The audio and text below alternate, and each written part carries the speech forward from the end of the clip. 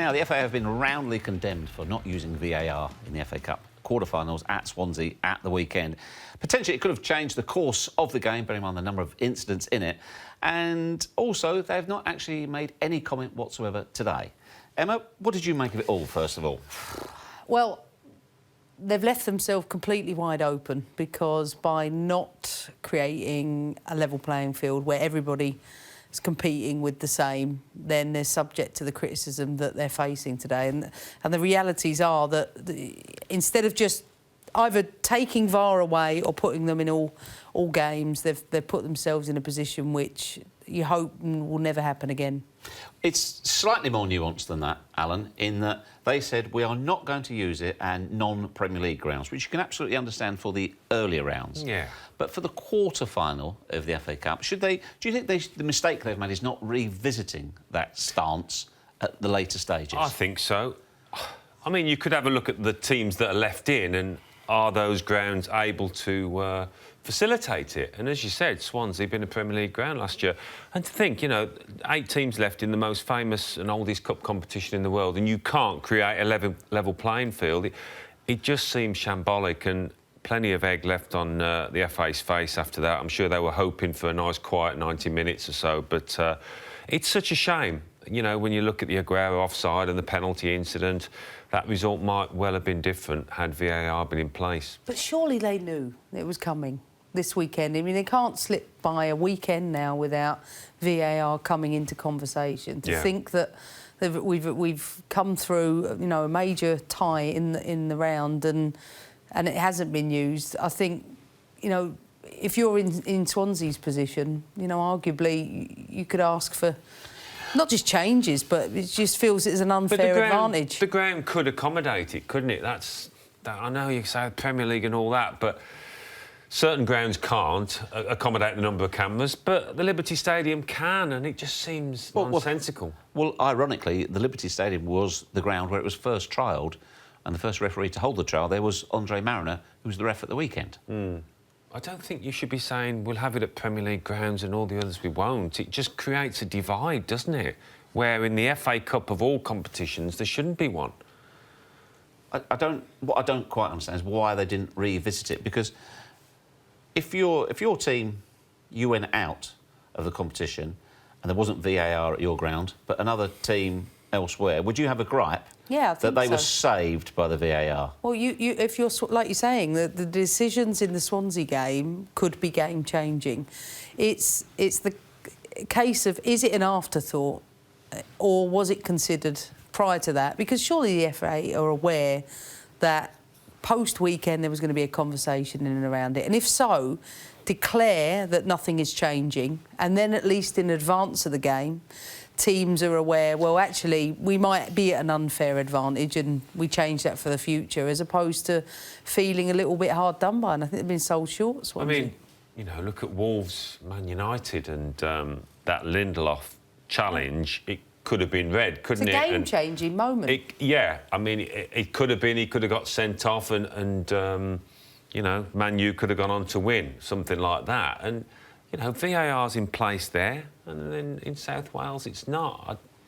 I don't know what the FA were thinking. I really don't. Well, you can understand their thinking in that it would have been impossible. I mean, certainly in the early rounds, to have VAR in all of the smaller clubs. Understandable outside of the Premier League. But you can't have a set of ties of quarter-finals and you say, well, they have it, they don't. Yeah, but they would argue they've been consistent with their ruling throughout the competition. Well, Premier League ground only. No, naturally, but it's an FA competition. It's not the Premier League. It's not the EFL. It's the FA Cup. So for the competition, the argument be made then, you're going to go to Wembley, both semi-finalists are going to get it. And to be honest with you, I think it makes it difficult to change, but I don't think they gave Swansea the opportunity, when they're a Premier League quality stadium, to have put something in place for that. I've just thought of something. Wembley isn't technically a Premier League ground, is it? Well, technically not. Well, it was for Tottenham for most of the season. We'll get onto that later. So will they have it at the semi-finals and the final VAR then? Because it's not a Premier League ground. They'll make an exception for Wembley, I think. It's the home of I football. might be being a little facetious there. I get that. I get that. But the other interesting way that VAR is being used as well in this country is the referee is not going across to a monitor to view it. The VAR, the Lindelof decision, for instance, that decision was made by VAR. Well, we've spoken so much about VAR and the need to preserve the referee's authority, but the fact that he's not gone across to the monitor, it's taken out of his hands, effectively. There is no monitor there for him to look at. No, so Martin Atkinson, he's going purely on the wagon, I think somebody from Sky was at Stockley Park for that Wolves match, so they saw it all going on at the time. The linesman, who wasn't far away from the challenge at all, he was the one that said to Martin Atkinson, that's a red card. So he was very close, he had a perfect view, but having watched it God knows how many times, they've decided it wasn't a red card. But, OK, but you just want Martin Atkinson to be able to see for himself. Because he might have seen it again and gone, no, I still think that's a red card, and he's the ref. Let me ask this question. How embarrassing is this? You're giving a red card that you're then rescinding moments later. OK, fine, we do it with a penalty. But why not at that point is the whistle blown and somebody is in his ear to say, hang on, review this before you make a decision. Just review it.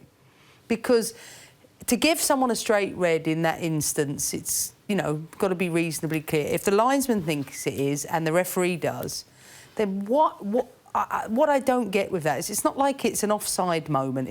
It's reasonably subjective because it's somebody's interpretation of the law. Their interpretation is that they deem that to be such that it's a red card, overturned by VAR moments later, and I think it just makes a mockery of the game. The phrase that we were led to believe was all-important was clear and obvious.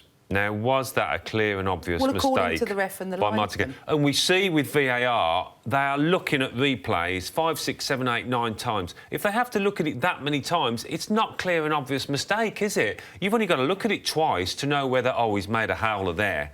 Well, then on top of that, you've got the realities that you don't have a monitor there and the referee's not necessarily in charge of that decision. It may take away some of the contention in the moment because it's easier to say to the player, it's not my decision. Well, then what's the role of the referee with big decisions? Well, it's no longer there and... No, he's almost just a figurehead. I mean, we saw it in the Champions League. I remember the Real Madrid-Ajax one, where they were looking at whether the ball was out in the lead up to Ajax getting a goal. How long did it take? And 4 minutes. And if you've looked at that replay a couple of times and you can't tell whether it's in or out, we'll just say the goal stands. But it was almost as if, oh, Real Madrid, they could go out the competition here. We want to try and disallow this goal if we possibly can. That's the feeling I got. I think they're just looking at these replays too often, too long. But why can't we, in the situation with Lindelof, be in a position to go, free kick, don't issue the red card? Say, because then the ref, yeah, but then the ref, can you review this? Can what's you review the ref this? That would be for the there, sense. then? Well, no, I get that, but it's, to me it seems to happen retrospectively, and so you're red carding, then you're rescinding a red card. It's nonsense. If you were the manager on the touchline and he sent your player off, and you went to remonstrate and said, "What are you doing?" and he says, "Nothing to do with me, Emma. It's them up there." Well, you know that nothing. Not me, Gov. It's them. Well, I mean, but that in itself just shows how far gone the game has gone with regards to who's officiating and who's managing the game. It's not in the hands of the referee, and it has to be put in the hands of the person in the middle. They have to make the final decision. But that's why, for me, it has to be sensible. It has to be free kick. Do I think this is a penalty? Do I think it's a penalty, or do I think this is a red card? Can someone quickly review that?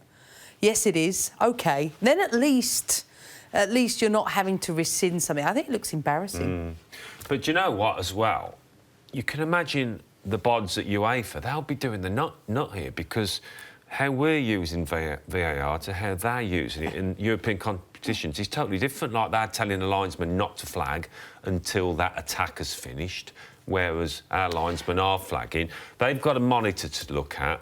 So their refereeing and their interpretation of VAR is just totally different. And normally, you know, we're part of UEFA. It's all... It's just full of inconsistencies. And like you say, if you're a team playing in European competition, going for what we do domestically to what we do internationally, you saw it with Manchester United in the Champions League, with the decision that was taken for the penalty, which most likely wouldn't have been given in domestic competition, but was with European interpretation of the rule. What you would say is it's a shrewd decision by the Premier League not to adopt VAR this season, I think, because they'll be hoping we can iron out all these flaws, and there are plenty of flaws, before they take it on at the start of next season. But it's a new concept, and you're bound to have these situations, I think, and it's not perfect. The refs won't be happy with it. I don't think they'll be far from happy. Martin Atkinson, the other night at Wolves, I think he would have felt a little bit undermined. It's a bit embarrassing. But hopefully, come August and the big Premier League kick-off, we'll know where we stand a bit more. And the other thing, you've got to keep the fans involved, haven't you? The fans just don't know what's happening at the moment. Can we involve the big screens? Not every ground's got one, so that's another problem.